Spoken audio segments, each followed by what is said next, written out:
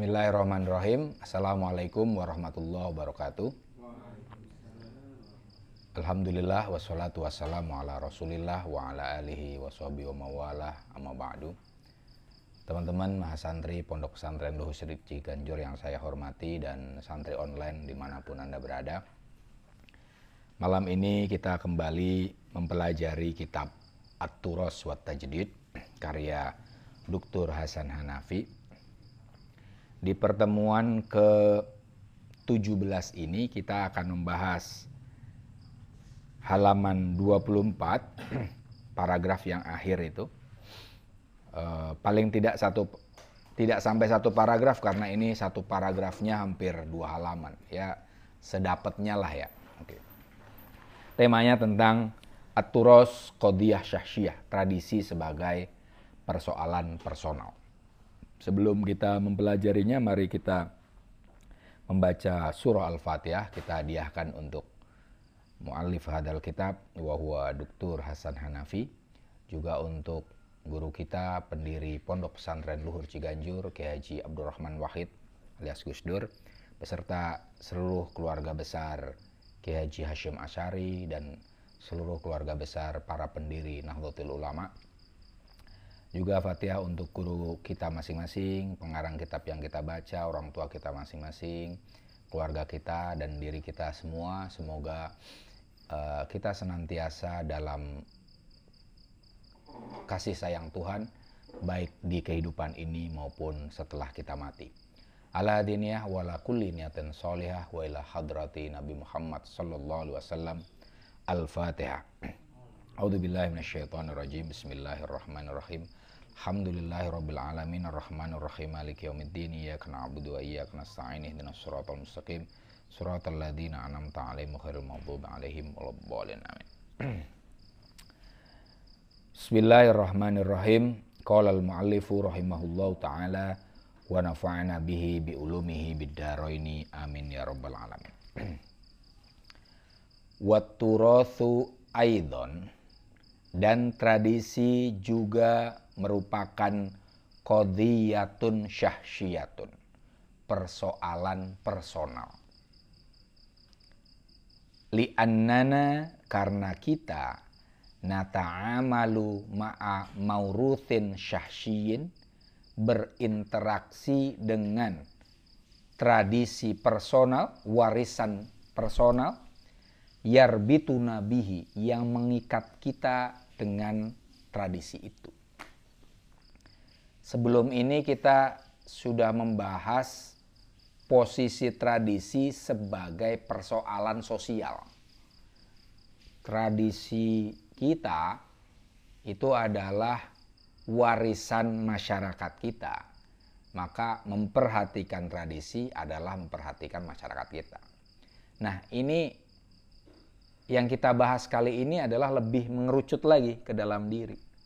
Tradisi itu juga persoalan kita masing-masing loh. Kenapa? Karena kita berinteraksi dengan sesuatu yang mengikat kita. Apa misalnya? Tradisi kita sebagai orang NU lah ya. Bagi orang NU itu ada tradisi NU kan ya? Baik fikrah atau amaliyah itu kan ada. Itu juga mengikat kita. Bayangin kalau misalnya kita sebagai orang NU sholat subuh jadi imam. Semuanya ini NU semua. Sholat subuh kemudian lupa nggak kunut. Itu kan langsung subhanallah gitu kan. Ada jangan sampai lupa kunut, ya kan? Itu. Dianggap biasa aja, nggak langsung dijudge. Kamu bukan NU ya, nggak sampai gitu, nggak. Tapi intinya itu jadi sesuatu yang yarbituna, bahwa tradisi itu mengikat kita, mau nggak mau kita harus kayak gitu. Fikih, baik fikih, baik akidah, utamanya itu ya. Kalau diantara kita kemudian nggak hafal sifat 20 itu kan dianggap aneh kan. Rukun iman kayak gitu kan. Rukun iman 6 aja nggak hafal itu kan. Ya kan harus hafal kan. Itu yarbituna. Kemudian tadi sholat dan seterusnya lah. Coba di sini kalian Ramadan nggak puasa gitu ya. Mas Aji, wah, ngerokok pagi-pagi gitu di situ. Apa yang terjadi kira-kira? Ramadan pagi-pagi itu ngopi, wah. Ya kan, kontroversial pasti. Nah, itu tadi, yarbituna. Artinya tradisi itu persoalan yang bukan sekedar persoalan kita bermasyarakat, tapi juga sesuatu yang mengait dengan diri kita, terutama tentang kodok dan kodar misalnya itu kan, percaya kodok dan kodar, sabar, itu kan kita harus sabar nih, watawasobil haq watawasobis sob, itu kan, ya harus sabar ya, misalnya apa ya, kondisi yang mengharuskan kita harus benar-benar tidak ada cara lain kecuali sabar gitu. Jangan sampai lah kalian mengalami satu kondisi di mana orang yang terdekat dari kalian sekalipun, orang tua, teman, apalagi ya teman jauh ya, keluarga, orang tua sampai bilang sabar. Itu berarti kalian itu persoalannya tingkat dewa lah. Mas Aji tingkat dewa ini rasanya. Sudah tinggal sidang ya Mas ya. Tinggal sidang, wisuda, ternyata SKS-nya kurang. Itu ya tadi masih bisa diubah nggak itu Mas? Nggak bisa, harus. Ngamuk sekalipun nggak bisa Mas. Nggak bisa. Ya paling banter kita bilang apa? Sabar gitu. Ya nambah umur ya Mas gitu. Nah itu tapi tadi pernyataan kita harus sabar itu kan yarbituna itu kan mengikat kita. Nah, artinya ini keharusan kita sabar, jangan ngamuk Mas gitu kan. Wes trimo wae gitu. Jangan barangkali dengan penundaan ini ada hikmahnya. Kan gitu kan, kadang gitu ya. Itu sesuatu yang gitu kan. Nah itu yarbituna, emang berurusan dengan diri kita. Wa huwa mausufun binafsis sifat. Tradisi itu diatribusi dengan sifat yang sama. Fahuwa, tradisi Islami misalnya, dalam hal ini Hanafi adalah tradisi Islam. Wa nahnu muslimun. Sementara kita muslim, ya. Tradisi Jawa. Sementara kita orang Jawa, ya. Pernah dengar istilah wong orang Jawa nih. Nah, yarbituna kan? Artinya ada standar tertentu tentang Jowo nggak Jowo. Kalau orang nggak Jawan itu gimana ya? Dianggap kurang sopan, orang Jawa kurang sopan gitu. Itu artinya kita antara tradisi dan diri kita itu menjadi identitas. Kalau ini tradisi Islam, maka kemudian ini jadi bagian dari diri kita. Tradisi Madura ada Mas? Apa Mas? Tradisi Madura misalnya apa Mas? Masuk caro, ojo, saya ngapi-api lah. Sarungan, oh iya benar. Kemanapun cenderungnya sarungan. Ke mall sekalipun sarungan. Ya, sarungan. Bahkan keluar negeri itu ada teman saya cerita itu keluar negeri padahal ketemu dengan orang penting gitu ya. Itu tetap saya sarungan. Ini budaya saya gitu. Iya, tapi di sini nih pakaian formalnya jangan itu. Nah itu, ya, memang sarungan bagian dari tradisi Madura tuh. Nah, dan itu kalau misalnya atau yang pernah saya dengar tuh di kawasan tertentu atau di Madura ada yang sudah tradisinya harus bawa celurit kemana-mana. Di Sampang atau di mana Mas? Atau di Bangkalan tuh? Tradisinya kayak gitu. Sampang ya? Tapi di kampung agak pedalaman tentu saja. Yang kalau orang kawasan itu keluar tidak bawa celurit dianggapnya jagoan. Saya pernah dengar kayak gitu. Jadi jagoan amat nih orang, merasa nggak bawa celurit. Jadi bawa celurit itu bukan apa-apa, ini bagian dari mungkin zaman dulunya bawa pakai keris mungkin ya, itu bagian dari itu. Nah itu yarbituna, mau nggak mau padahal ngapain bawa ini, akhirnya bawa. Nah itu ya. Wan nisbah, nah ini terkait dengan Islam dan Muslimun.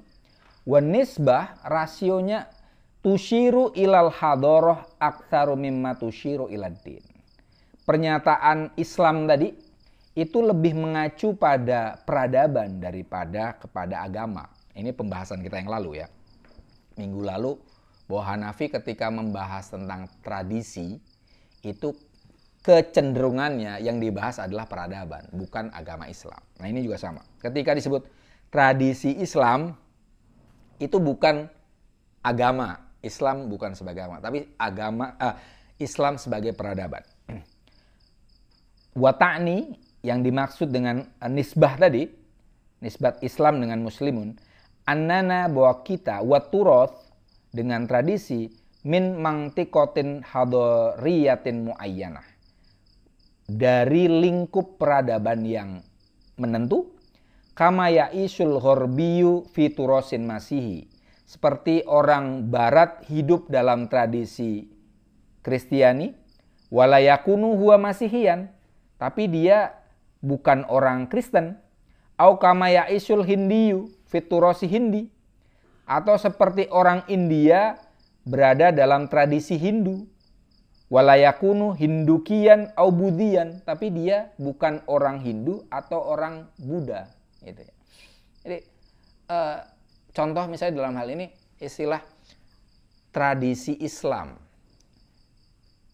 di mana contoh yang paling konkret misalnya gini lah, kajian tentang filsafat Islam itu di dalamnya kadang ditulis juga ada Maimonides, Musa bin Maimun ya. Musa bin Maimun agamanya apa? Yahudi, tapi dimasukkan ke situ. Ibnu Gabirul, kemudian Mata bin Yunus, Serofi yang berdebat dengan Serofi tentang nahwu atau mantik. Nah, Mata bin Yunus itu gurunya Al-Farabi. Beliau orang Kristiani, tapi dimasukkan dalam sejarah filsafat Islam. Filsafat Islam, tapi Islamnya ini bukan agama, peradaban itu, peradaban. Karena ada yang menggunakan istilah filsafat Arab. Nah, apakah pas filsafat Arab? Sebagian orang-orang Persia nggak sepakat tuh, ya. Karena filsuf Arabi al-asil, filsuf Arab yang murni itu cuma Al-Kindi. Selebihnya kalau tidak orang Persia, orang Andalusia. Dan itu udah campur-campur, orang Berber itu. Kalau orang Andalusia, orang Berber, orang bukan barbar ya, orang Afrika Utara gitu. Tidak murni Arab. Maka kemudian jangan pakai istilah filsafat Arab gitu. Biasanya kalau di kajian filsafat Islam itu saya pakainya 2 istilah itu. Tapi itu pun masih bermasalah sebenarnya. Ada beberapa istilah ya tadi. Filsafat Islam ada yang mengkritik. Nah, ini gimana Mata bin Yunus misalnya, atau tadi Ibnu Gabirul, ini kan bukan muslim. Oke. Arab masalah juga. Itu kan ada yang non Arab, contohnya Ibnu Sina bukan orang Arab, orang Persia, ya. Kemudian ada yang menggabungkan filsafat Arab Islam. Nah, itu biasanya yang lebih bisa diterima. Filsafat Arab karena bahasanya Arab, terutama ya, bahasa lingua francanya adalah Arab. Walaupun ada tulisan Ibnu Sina yang berbahasa Persia, tapi bahasa utamanya adalah bahasa Arab. Kemudian Islam karena memang yang berkuasa saat itu adalah dinasti-dinasti Islam semacam itu. Nah, tapi terlalu panjang lah. Hanafi dalam hal ini lebih memilih istilah Islam saja, tapi Islamnya dalam pengertian hadoroh ya, peradaban. Kita udah bahas panjang tentang hadoroh ya minggu sebelumnya, jadi kita nggak usah ngulang lagi. Nah, ini sama dengan orang Barat itu, di Barat itu tradisi yang paling kuat sebenarnya bukan hanya Kristen ya, Yahudi juga. Yahudi Kristiani kan kuat ya. Di Barat itu Hanafi di buku Muqaddimah fi Ilmil Istighraq bilang sumber kesadaran orang Barat itu ada 3. Pertama adalah sumber keagamaan, ada 2, yaitu Yahudi dan Kristiani, Judeo-Kristiani ya. Kemudian yang kedua adalah filsafat dan pemikiran lah, yaitu Yunani Romawi. Ketiga adalah kondisi Eropa itu sendiri. Nah, tadi walaupun orang di Eropa itu belum tentu Kristen, tapi yang dominan kan Kristen ya. Yahudi nggak begitu kuat di Eropa ya, di balik tanah lah, karena mereka justru diusir kan ketika Perang Dunia II ya. Yang kuat adalah Kristiani. Maka misalnya teolog Kristiani dianggap filsuf. Contohnya Agustinus, ya, Agustinus atau Thomas Aquinas, itu kan teolog, tapi dianggap sebagai filsuf. Mau tidak mau belajar filsafat Barat, ya kita harus belajar teolog-teolog juga, sebenarnya itu. Nah itu deh. Walaupun bukan Kristen, orang Barat itu mau tidak mau masuk ke dalam tradisi Kristiani. Itu sebagai contoh, ya. Contoh yang lainnya tadi, India, walaupun bukan Hindu, ya mau nggak mau masuk ke tradisi India, walaupun dia bukan Hindu atau Buddha. Contohnya apa? Misalnya Iqbal, ya. Iqbal itu nulisnya kan tentang metafisika Persia, ya, karena dia deket tuh antara Persia dan India itu kan filsafatnya deket, ya. Ya, atau siapa lagi? Kalau ininya Joda Akbar itu siapa? Akbar siapa? Jalaluddin, ya, Jalaluddin. Tahu ya, ada filmnya kan, ada mini seriesnya kan, Joda Akbar. Itu juga sama. Walaupun Mughal itu adalah Muslim, ya, tapi tradisi yang ada di situ ya tradisi India, ya, ada unsur-unsur keindiaan di situ. Nah itu. Nah, oke. Wa turatsu, tradisi itu qadiyatun syahsiyatun, persoalan personal, naltazimu biha, yang kita berkomitmen dengannya. Wa tahtalifu dirosatuna lahu an dirosatina matalan liturathil hindi awil farisi awis sini awil gharbi. Kajian kita pada tradisi kitanya dalam ini Hanafi, ya, berbeda dengan kajian kita terhadap semisal tradisi India, tradisi Persia, tradisi China, dan atau tradisi Barat. Li'annana, karena kita fihadil halah, dalam kajian tentang tradisi yang lain, ya, nakunu mujarroda bahithina, kita hanya menjadi peneliti. Ini nanti penting ini. Fihinin, di sisi lain, ya, annana fil halah al-ula, kita di kondisi yang pertama ketika mengkaji tradisi sendiri, nakunu aktsara mim bahithin, posisi kita lebih dari sekedar peneliti. Bal nakunu multazimina biqadiyatin syahsiyatin. Kita di kondisi di dalam mengkaji tradisi kita sendiri itu menjadi orang yang berkomitmen dengan persoalan personal. Kalau kita mengkaji tradisi yang lain itu ya kita agak berjarak, ya. Ini sebenarnya kita mengkaji tradisi Hanafi ini orang lain juga sebenarnya, ya. Agak berjarak ini. Harusnya agak berjarak. Atau kita contohnya di Indonesia aja lah. Kalau kalian belajar filsafat Barat aja, idealnya ya kalian posisinya sebagai bahithin, ya. Karena belum tentu yang mereka pikirkan itu adalah sesuatu yang relate dengan kita. Contoh apa ya? Misalnya mereka membahas tentang dulu ya pernah bahas tentang postmodern misalnya, sempat ya. Tahun awal 2000-an lah, menjelang, sebelum itu sudah kuat 90 sampai 2000-an awal. Itu kan postmodern kuat, ya. Postmodern itu menolak modernitas, menolak modernisme. Modernisme itu kan rasionalitas, kehidupan yang tertib, tersistematis, ada struktur, itu ditolak semuanya. Kita mengacu ke pemikir-pemikir yang post strukturalis, misalnya siapa? Foucault, Derrida, gitu ya, yang paling terkenal lah, atau Lyotard, ya, dan kawan-kawan. Kita lupa bahwa ini sebenarnya ini persoalan mereka loh. Mereka itu udah bosen dengan kondisi yang terlalu mengekang gitu. Pasti. Sementara kita di Indonesia kepastian aja belum, ya. Hidup rasional aja belum loh, ya. Jadi keliru sebenarnya. Harusnya itu kita mengkaji itu murni sebagai bahithin aja. Oh gitu ya, agak berjarak. Ya, agak berjarak. Kayak misalnya kita mengkaji tentang apa ya? Ini tentang Palestina dan Israel. Posisinya sebaiknya apa? Kal bahithin dong. Objektif aja, bahithin. Karena ini jangan sampai mereka berantem, kemudian kita di sini ketemu misalnya orang Islam dan Yahudi ya. Di sono berantem misalnya. Kemudian di sini kita ketemu orang Yahudi, nggak ada urusannya dengan itu semua, kita gebugin. Fair nggak kira-kira? Ya nggak fair, nggak ada urusan. Atau misalnya gini lah, ada konflik dulu, ada konflik sampit ya antara Madura dengan Dayak.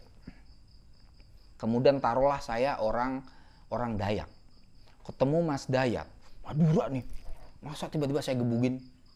Ya kan nggak sehat. Nah itu tadi kita melihatnya harus ada unsur-unsur yang gini lah, ada penjarakan. Kalau melihat tradisi yang lain, kita kecenderungannya harus ada penjarakan, distansiasi bahasa kerennya lah, bahasa Indonesianya penjarakan.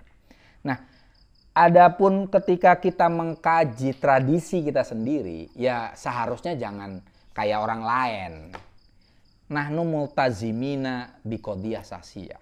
Kita harus menganggapnya bagian dari diri kita sendiri dan kita harus atasi. Contoh misalnya gini lah. Tempo hari ada orang yang menjelek, misalnya gini, orang Indonesia tinggal di Indonesia tapi jelek-jelekin Indonesia. Seolah-olah dia tinggal di situ. Fair nggak kira-kira? Ya enggak dong. Nggak fair. Kita, Indonesia nggak beres nih. Tapi kita apa? Multazimina biha, kita harus berkomitmen, kita punya mas'uliyah, punya tanggung jawab terhadapnya. Jangan dianggap sebagai daerah lain gitu loh. Oke lah misalnya ada yang nggak beres gitu. Tapi kemudian jangan sampai menganggap, wah seperti apa ya, seperti ke orang lain. Bayangannya gini lah. Kalian kalau ke adik sendiri, kalian belum ada yang punya anak, belum punya anak? Belum ada ya? Kang adik belum. Iya. Ibaratnya gini, kalian kalau ke orang tua sendiri, masa kalian kemudian ngata-ngatain di depan orang lain ketika ada hal yang tidak pas padanya? Kan nggak mungkin kan? Atau minimal kalau saya ke anak sendiri gitu ada yang nggak pas gitu, masa kayak gitu? Kan itu orang lain. Ya kita harus, nah ini misalnya ada nasinya gitu. Ini dilap nak, kan gitu kan? Artinya kita memperhatikannya sebagai bagian dari kita. Nah itu juga sama, kita memperhatikan tradisi kita, harus memposisikannya sebagai bagian dari kita. Jangan kayak orang lain, gitu loh. Paham ya istilahnya gitu ya? Kayak orang lain aja, tahu ya gitu ya? Misalnya kayak tamu lah. Kalau ke tamu kan kita agak sungkan-sungkan kan? Nah itu kalau meneliti hal yang lain. Tapi kalau ke diri sendiri, ya kita harus gimana sih cara mengatasinya kalau ada masalah gitu. Nanti ada jawabannya di sini.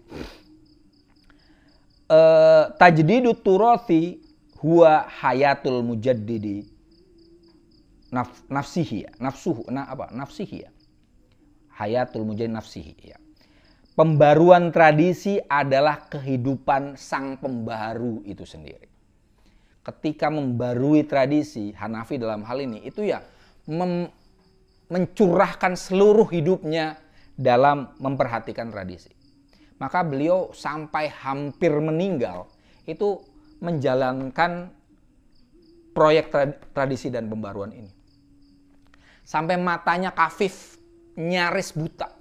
Di autobiografinya itu beliau bilang bahwa akhir-akhir hayatnya itu beliau melihat segala sesuatu itu hanya hitam dan putih. Sudah retinanya udah rusak. Ya, karena ya bacanya dahsyat lah beliau. Mencurahkan segala hidupnya untuk memperhatikan tradisi. Dan ini saya memperhatikan tradisi ya bagian dari kehidupan saya, diri saya gitu. Ya. Wa juz'un minat tahlilin nafsi li syahsiyatihi alwatoniyah min ajli ta'arrufi ala mukawwanatihi an-nafsiyah. Memperbarui tradisi itu juz'un minat tahlilin nafsi. Bagian dari psikoanalisis atas syahsiyatihi al-watoniyah. personalitas sosialnya. Min ajli ta'arufi ala mukawwanatihi an-nafsiyah. Demi mengenal unsur-unsur psikisnya. Mempelajari tradisi itu artinya kita melakukan analisis pada jiwa kita sendiri. Ada unsur apa di diri kita? Kalau psikoanalisis kalian sebagian besar udah pernah belajar ya. Freud. Manusia kan ada id, ego sama super ego. Nah, ada itu. Paling tidak gitu. Tentang tradisi dan pembaruan ada yang membahas tentang id-nya, Mas. Yaitu Jos Torobisi, ya. Tahlilun nafsi an usobil jama'i, ya.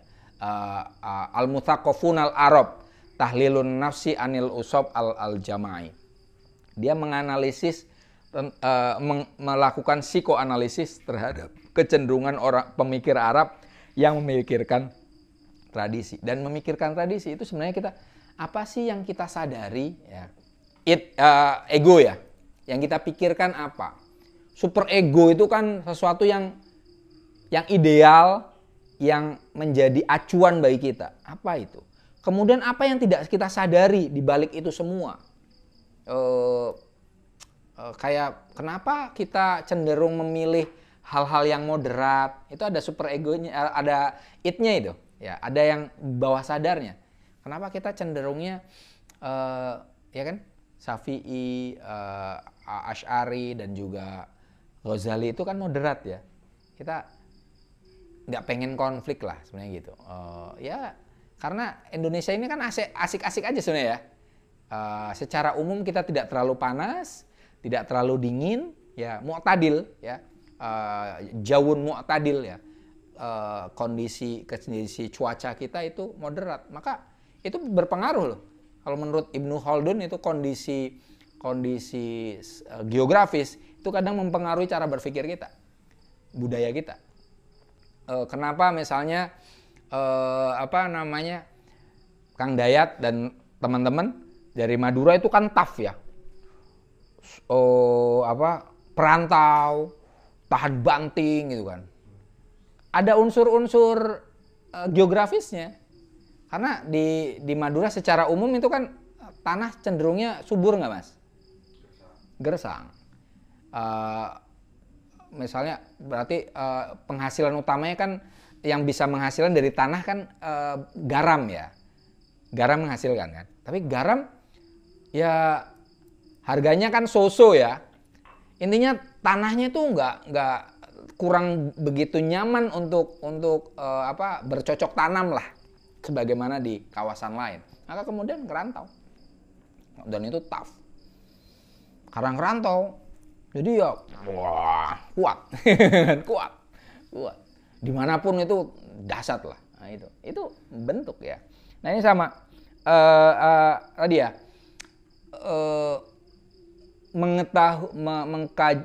membarui tradisi itu sebenarnya adalah menganalisis jiwa kita. Ya. Kenapa kita milih hal tertentu? Kenapa itu yang dipilih dan seterusnya. Faturasul mujaddidi fi nafsil waqti dzatun wa maudhu'un. Tradisi sang pembaru pada saat yang sama merupakan subjek dan objek. Li'anna maudhu'al bahthi huwa dzatuhu wujudihi at-tarikhi. Ya. Karena objek pengkajian pembaru tadi adalah dirinya sendiri. Wujuduhu at-tarikhi, eksistensi historisnya fil lahdhatil hadirati, di momen kekinian, bainal madhi wal mustaqbal, antara masa lalu dan masa depan. Yang dipelajari, yang dikaji adalah bukan sekedar objek ya. Tradisi itu bukan sekedar objek, tapi juga subjek. Kita mengkaji tradisi Indonesia misalnya, yaitu kita mengkaji diri kita sendiri. Artinya di sini subjek dan objek itu lebur. Tidak ada lagi subjek, tidak ada lagi objek. Satu. Maka tidak aneh kalau Hanafi menggunakan fenomenologi sebagai metode kajiannya. Karena fenomenologi itu kan berusaha untuk menyatu dengan objek. Subjek itu menyatu dengan objek, diinternalisasi, kemudian diungkapkan. Sampai batas tidak ada lagi jarak antara subjek dengan objek. Karena ketika yang diungkapkan, yaitu dirinya sendiri. Gitu loh Mas. Menjiwai, tradisi kan diri kita kan? Diri kita. Kita membahas soal tadi, saya ngomong kunut. Kunut itu diri kita kan? Identitas kita kan? Tahlilan, kunutan, itu kan bagian tradisi kita kan? Senang ziarah kubur, ya kan? Kita mengkaji ziarah kubur misalnya. Ya jangan bayangkan itu sebagai mengkaji orang lain gitu loh. Itu ngaji diri kita sendiri. Apa plus minus misalnya ya terkait hal itu, dan itu urusannya dengan diri kita sendiri. Artinya ketika mengkaji tradisi, kita tidak bisa seperti mengkaji sesuatu dan diletakkan di atas meja. Dilihat, gak bisa. Mengkaji tradisi itu ibaratnya seperti kita ngaca, Mas. Tahu ya? Mas Aji ngaca gitu kan. Ternyata misalnya ada coretan spidol. Ya masa kemudian nggak dihapus, ya kan? Ini kan muka-mukamu kan? Iya kan, muka-mukamu ya dihapus kan? Gitu loh. Jadi ibaratnya itu ilustrasi yang paling mudah mengkaji tradisi itu adalah mengkaji seperti orang ngaca gitu. Jangan sampai apa istilahnya kalau di peribahasa Indonesia muka rusak itu loh. Jadi mukanya yang rusak tapi kacanya yang pecah gitu loh. Apa itu peribahasanya kok saya lupa. Tadi misalnya kita ngaca tadi ya. Kemudian ternyata ada jerawat nih Mas. Tapi kemudian kita musuhi itu, jerawat itu tuh. Ya kita jerawat, kalaupun kita musuhi kemudian ya masa kita akan bakar muka kita sendiri kan? Kan nggak mungkin. Nah itu tadi, dia adalah, tradisi adalah diri kita. Gitu. Bukan sesuatu yang di luar diri kita dan kita amati seperti ngamati orang lain atau objek lain. Nah itu. Wala yang durul bahitu, pengkaji tradisi itu tidak mengkaji atau memperhatikan ilaturosi kepada tradisi diri sendiri, idan nadrota sa'ihin ila alamin gharib, dengan cara pandang turis kepada dunia asing. Apaan nih gitu. Misalnya Indonesia, kemarin saya nyebut Jakarta ini ada berapa sungai Mas yang mengalir? Masih ingat gak? 12 sungai Mas. Dan itu kotor Mas. Tidak ada sungai di Jakarta yang lewat ini ya sampai Jakarta. Nggak tahu kalau di hulunya mungkin masih jernih. Tapi sampai Jakarta nyaris tidak ada yang, jangankan layak minum ya, layak mandi aja nggak, ya kan? Nggak ada. Nah itu jangan kita melihat itu nadrota sa'ih dengan cara pandang pelancong ya, turis lah, turis kan kotor ya, Indonesia kotor gitu kan, Jakarta kotor gitu kan, Jakarta berpolusi ya gitu. Itu nadrota sa'ih ya, Indonesia korupsinya parah ya. Itu tapi kemudian ya udah gitu, nggak tertib kita ya, itu nadrota sa'ih. Nah li'anna turotha juz'un min thaqafatil bahis al-watoniyah, karena tradisi adalah bagian dari kebudayaan sang pengkaji itu, bagian dari kebudayaan nasional sang pengkaji itu, sang peneliti itu. Wal bahithu mas'ulun anhu mas'uliyatan qaumiyatan. Peneliti itu bertanggung jawab terhadap tradisi tadi dengan tanggung jawab sosial. Tadi, kalau sebagai turis, ya kita nggak punya tanggung jawab apapun terhadap kondisi yang terjadi kan. Ada apapun lah di Indonesia, ya kita cuma ngelihat doang. Gitu. Oh kayak gitu ya, oh ya, cuman nyatet doang gitu, nyatet, mungkin moto-moto gitu kan, saih. Tapi kita dalam memperhatikan tradisi, di mana tradisi itu bagian dari diri kita sendiri, ya kita harus melihatnya sebagaimana kita melihat kaca, melihat muka kita di cermin, semacam itu. Fal ahkamul khotiatu, keputusan-keputusan yang keliru dari tradisi lama, latur sodu, bukan hanya dipantau, dilihatin gitu. Bal yu'adu siyaghatuha, tapi disusun ulang formulasinya. Kalau ada yang keliru, ya jangan kemudian hanya dilihatin doang. Kalau ada tradisi, kok nggak beres ya? Korupsi itu tradisi bukan sih? Budaya. Tapi budaya berarti ada yang jelek juga budaya ya? Iya, budaya. Oke, tadi. Tapi idealnya apa? Latur soduhu ya. Jangan hanya ditonton gitu loh. Kayak kita ngelihat orang kecelakaan di pinggir jalan lah. Jedar tuh. Ada orang sakit, ada yang kecelakaan, ditonton kan orang Indonesia nonton. Ada apa? Oh gitu, di foto-foto. Gitu. Ada loh yang kayak gitu. Iya. Itu nggak sehat.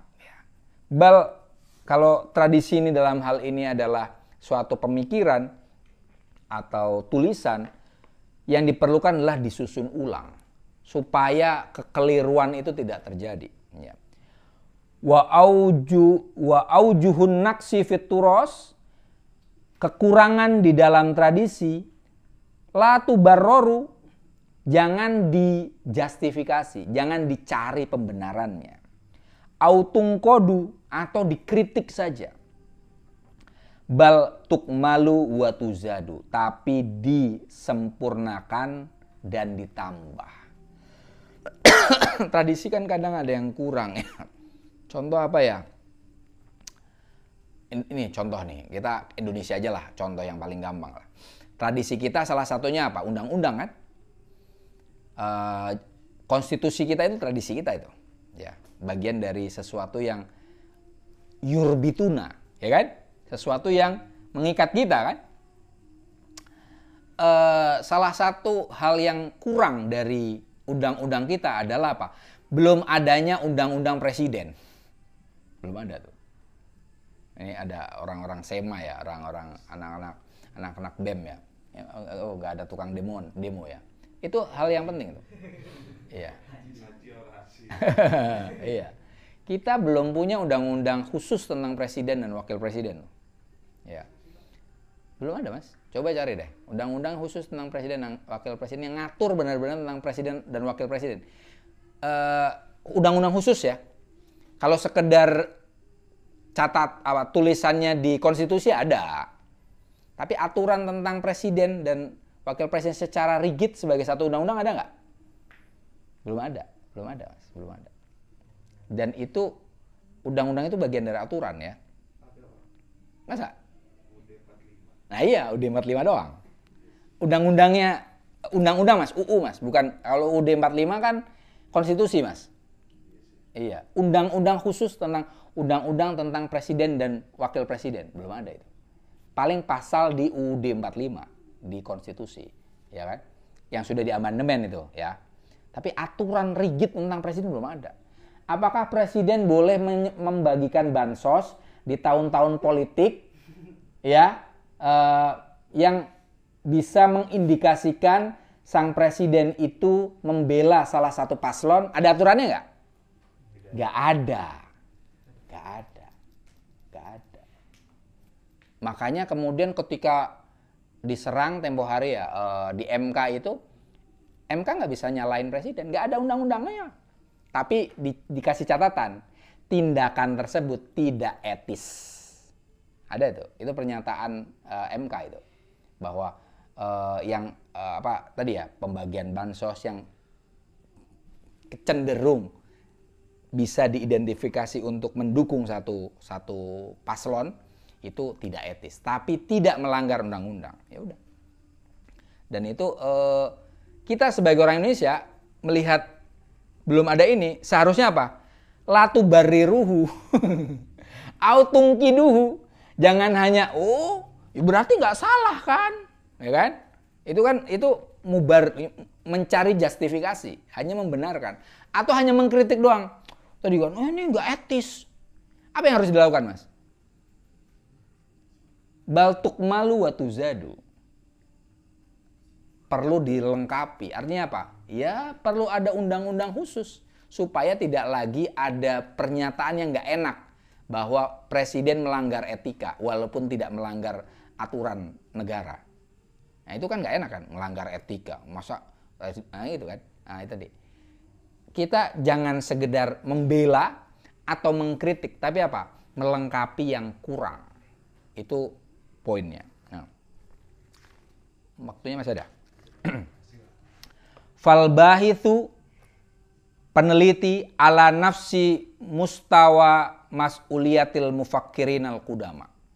Peneliti tradisi itu di level tanggung jawab yang sama dengan para pemikir lampau.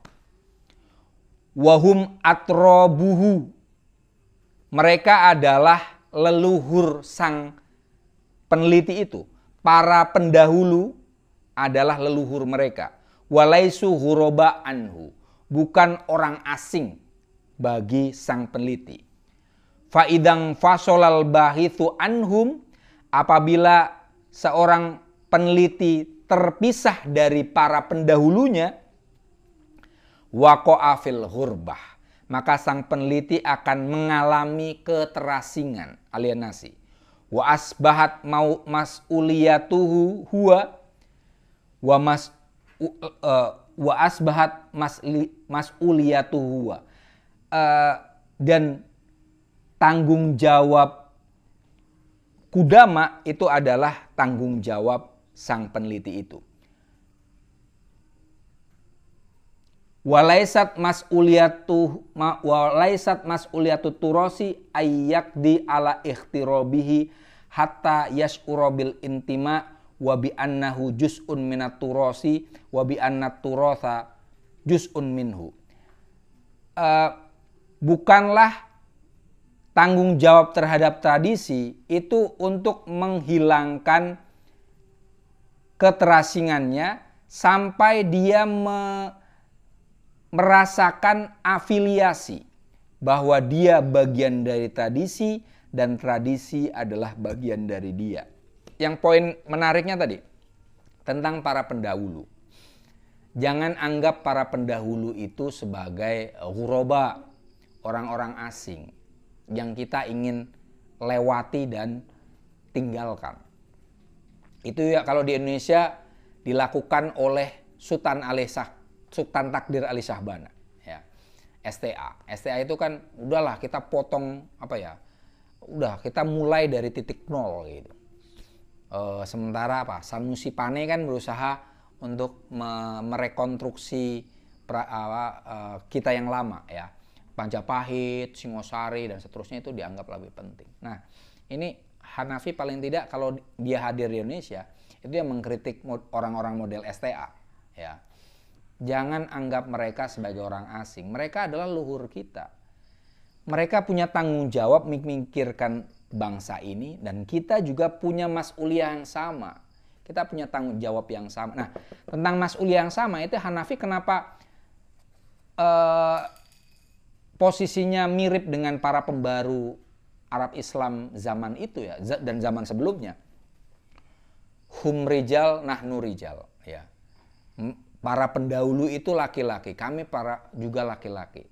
Posisinya bukan sekedar najtahid walan nuqallid, kita akan membaru tidak akan ikut-ikutan, tapi juga kalau pendahulu itu mikirin bangsa kita, maka kita juga perlu memikirkannya gitu.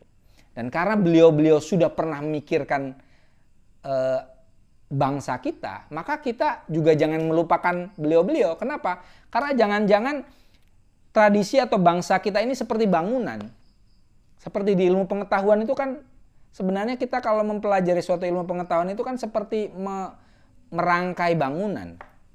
Masing-masing ilmuwan itu meletakkan material-material tertentu pada bangunan itu. Ada yang meletakkan pondasi, pondasinya itu juga banyak kan, batu ini, batu itu. Kemudian ada yang batu bata, semen dan seterusnya. Itu pun nggak semuanya. Masing-masing mungkin cuma satu batu bata. Nah itu deh. Kita punya tanggung jawab yang sama dengan para pendahulu. Contoh misalnya kita nggak usah jauh-jauh lah. Tentang NU aja, yang paling dekat dengan kita. Jangan sampai kita terputus dengan para pendahulu kita di NU. Ya.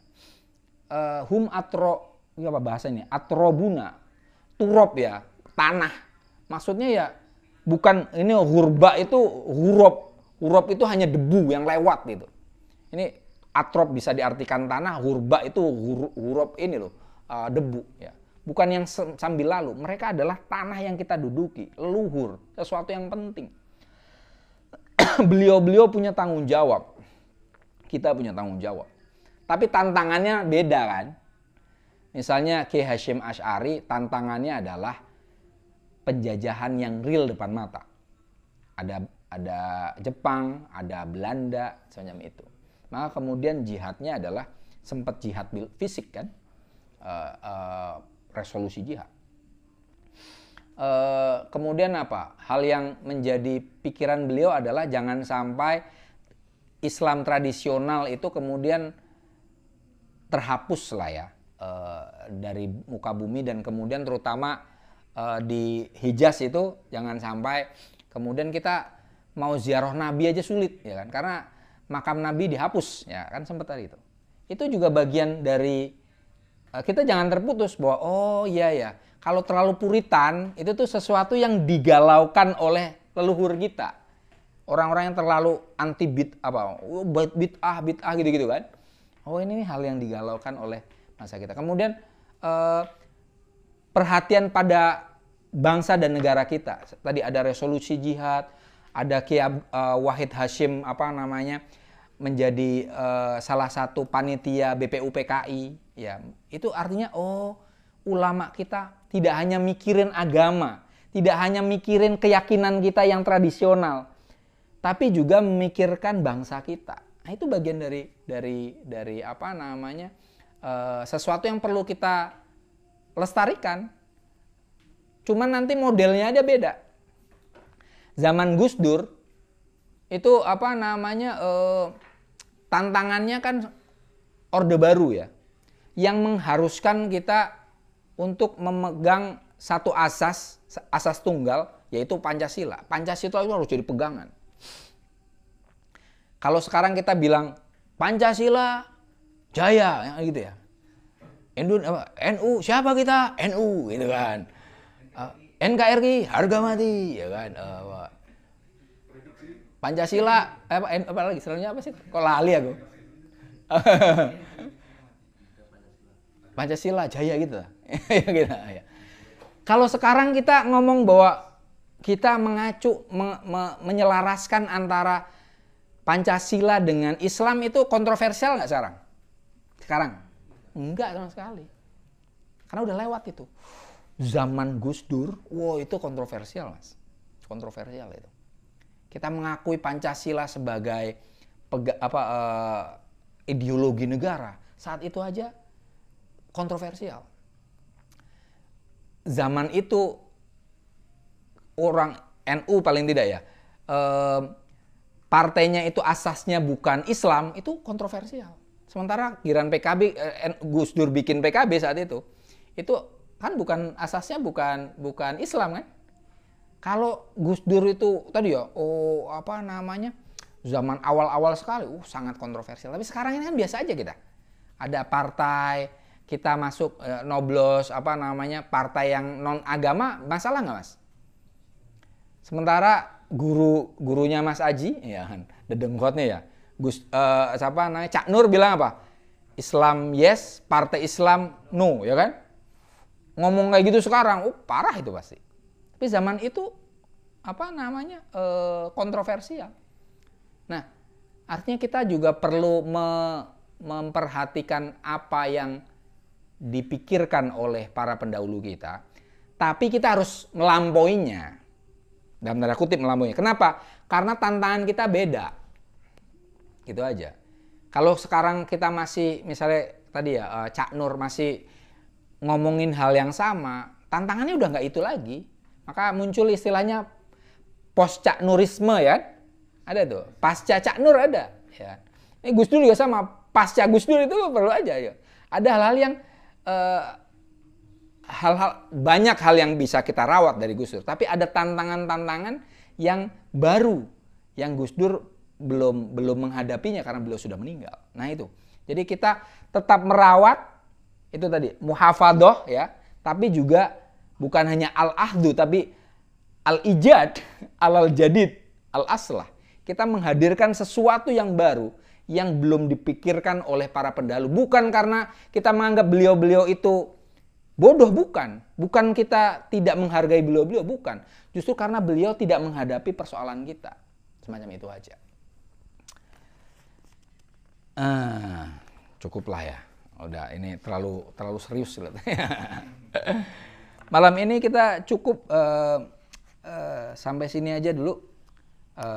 Sampai catatan kaki yang 11 berarti. Ya. Nanti yang akan dibahas selanjutnya adalah apakah kalau objektif bagaimana, subjektif bagaimana. Kurang lebihnya mohon maaf. Wallahul muwaffiq ila aqwamit thoriq. Wassalamualaikum warahmatullahi wabarakatuh.